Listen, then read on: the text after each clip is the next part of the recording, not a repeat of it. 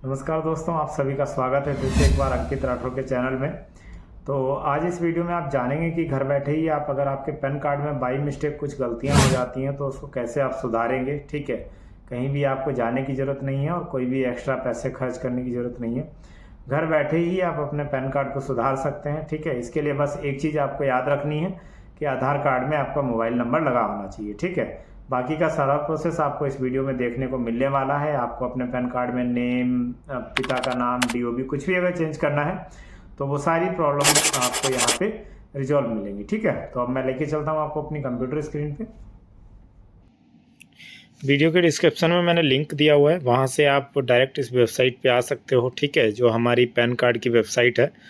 तो सबसे पहले आपको यहाँ पे आना है और यहाँ पे आपको थर्ड नंबर पे मिलेगा चेंजेस और correction of existing pan card, यानी जो आपका अभी पैन कार्ड है उसमें चेंज और करेक्शन करना है। तो इसको हम सिलेक्ट कर लेंगे। उसके बाद हम खुद का चेंज कर रहे हैं तो इंडिविजुअल सिलेक्ट करेंगे।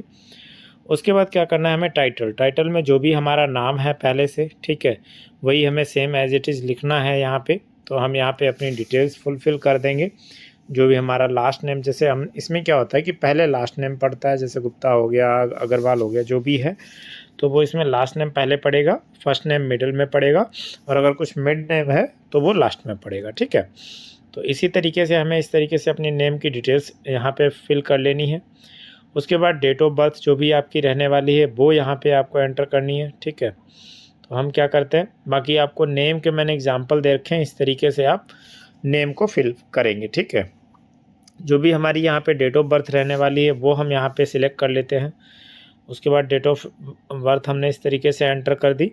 ईमेल आईडी जो भी हमारी रहने वाली ईमेल आईडी, मोबाइल नंबर, और सिटीजन इंडिया के ही हैं तो यस रखेंगे। पैन नंबर हम यहाँ पे अपना लिखेंगे और यहाँ पे कैप्चा कोड जो भी एंटर करके नेक्स्ट कर देंगे। जैसे ही हम नेक्स्ट करेंगे तो हमें एक टोकन नंबर मिल जाएगा, continue with pan application form. अगर हम बाद में करते हैं तो हमारा ये टोकन नंबर हमारे काम आएगा, अदरवाइज कंटिन्यू कर देंगे हम इसको। ठीक है, उसके बाद हमें यहाँ पे पूछा जाता है कि आपको जो अपनी करेक्शन करने हैं वो KYC ई साइन के थ्रू करने हैं, कैसे करने हैं, तो हम ई साइन के थ्रू कर लेंगे।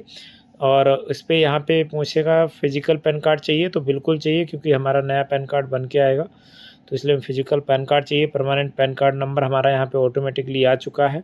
ठीक है, अब हम यहाँ पे आधार नंबर के लास्ट 4 डिजिट एंटर कर देंगे। जैसे ही हम लास्ट 4 डिजिट एंटर करेंगे उसके बाद हमें ऑप्शन आएगा कि आपका जो आधार पे नाम है सेम एज इट इज़ यहाँ पे आपको लिखना है। तो जो भी हमारा आधार पे नाम है वो हमने यहाँ पे लिख लिया। उसके बाद यहाँ पे हमने फिर से एक बार एप्लीकेंट की डिटेल, यानी जिसका भी पैन कार्ड में करेक्शन होना है वो यहाँ पे हम लिखेंगे। ठीक है, तो इस तरीके से हमें यहाँ पे लिख लेना है, जैसे भी आपका जो भी नाम रहता हो आधार पे उसी तरीके से हम लिखना है, उसमें कोई भी मिस्टेक नहीं होनी चाहिए, ये ध्यान रखेंगे आप। ठीक है, उसके बाद name that you would like to print on PAN card, जो भी आपको पैन कार्ड पे नाम लिखना है एज इट इज़ वहाँ पे लिखना है। उसके बाद डेट ऑफ बर्थ आपको यहाँ पे एंटर कर देनी है। जेंडर में अगर कुछ चेंजेस है, जिस जिस चीज़ में चेंजेस है वहाँ पे आपको टिक करना पड़ेगा। ठीक है, तो इस तरीके से आपको चेंजेस वाली उसमें टिक करके ही चलना है आपको। ठीक है, और बाकी यहाँ पे फ़ोटो मिसमैच, सिग्नेचर मिसमैच पे भी टिक रहने देना कि अगर बाई चांस आपको अगर चेंज करनी है फ़ोटो या फिर सिग्नेचर नए लगाने हैं तो आप यहाँ पे ऐड कर सकते हैं। ठीक है, बाकी फादर नेम में आपको यहाँ पे फादर नेम में एंटर कर लेना है, मदर नेम ऑप्शनल है, अगर आपकी इच्छा है तो डाल सकते हैं।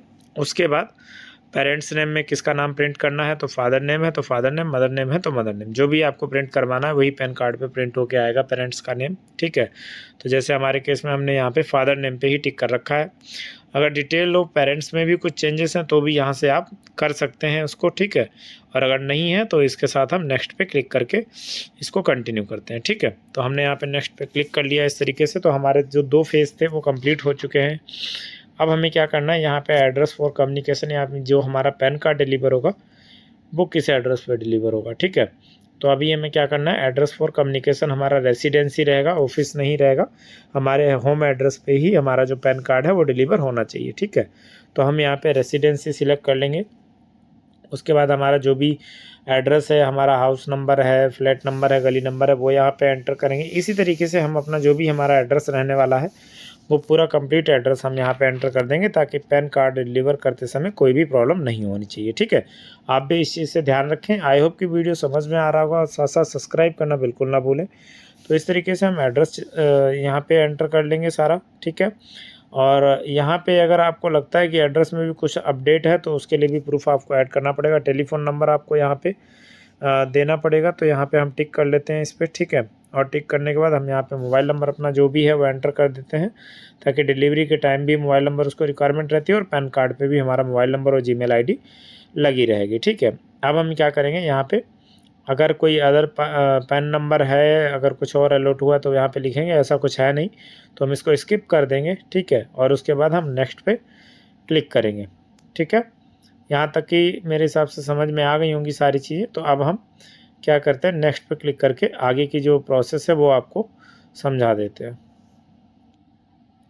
ठीक है। तो हमने नेक्स्ट पे क्लिक कर दिया है। अब हमारे 3 फेज़ जो थे वो कंप्लीट हो चुके हैं। अब हम आ गए हैं डॉक्यूमेंट वाले फेज़ पे, ठीक है। यहाँ पे हमें proof of identity, proof of address, DOB proof हमें यहाँ पे अपलोड करने पड़ेंगे। जिस जिस चीज़ को हमने चेंज किया है उसके प्रूफ जो है वो हमें यहाँ पे अपलोड करने हैं। तो हम सिलेक्ट कर लेते हैं, हमने जैसे आधार कार्ड, हमें क्या करना है कि हम आधार कार्ड ही सिलेक्ट कर लेते हैं सारे प्रूफ में। तो सिंपल हमने क्या किया, आधार पे क्लिक कर दिया है इस तरीके से, ठीक है।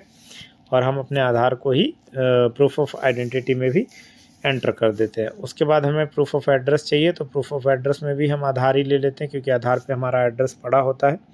तो हमने आधार भी, यहाँ पे भी हमने आधार ही सिलेक्ट कर लिया। Proof of date of birth में भी आधार ही ले लेते हैं, इस पर आधार पे डेट ऑफ बर्थ भी हमारी एंटर होती है, ठीक है। अगर आप चाहें तो पासपोर्ट भी ले सकते हैं। जो भी आपको, आपके पास सुटेबल डॉक्यूमेंट है वो आप यहाँ पे सिलेक्ट करके और उसको यहाँ पे कंटिन्यू करेंगे। प्रूफ ऑफ पैन में यहाँ पे कुछ भी नहीं चाहिए होगा, यहाँ पे नो डॉक्यूमेंट आपका आएगा। अगर चाहें तो आप कॉपी ऑफ पैन कार्ड की लगा सकते हैं, अदरवाइज़ नो डॉक्यूमेंट करके भी आप इसको कंटिन्यू कर सकते हैं। यहाँ पे ऐसी कोई दिक्कत आने वाली नहीं है, ठीक है। तो हमने यहाँ पे नो डॉक्यूमेंट कर दिया है, ठीक है। उसके बाद क्या करना है, हमें डिक्लेरेशन में आएंगे, यहाँ पे हमें अपना नाम लिखना है, ठीक है। जो भी हमारा नाम है वो हमें यहाँ पे नाम एंटर कर देना है। उसके बाद हम यहाँ पे हिमसेल्फ सिलेक्ट करेंगे, हमारी जो भी सिटी रहने वाली है वो हम यहाँ पे, सॉरी यहाँ पे हम एक नंबर जो है, मतलब एक चेंजेस हैं या एक डॉक्यूमेंट है जो भी हम लगा रहे हैं, तो हम एक डॉक्यूमेंट, जैसे हमने आधार सिलेक्ट किया है तो हम एक डॉक्यूमेंट ही सिलेक्ट किया है, तो हम इसलिए एक नंबर यहाँ पे लिखा रहने देंगे।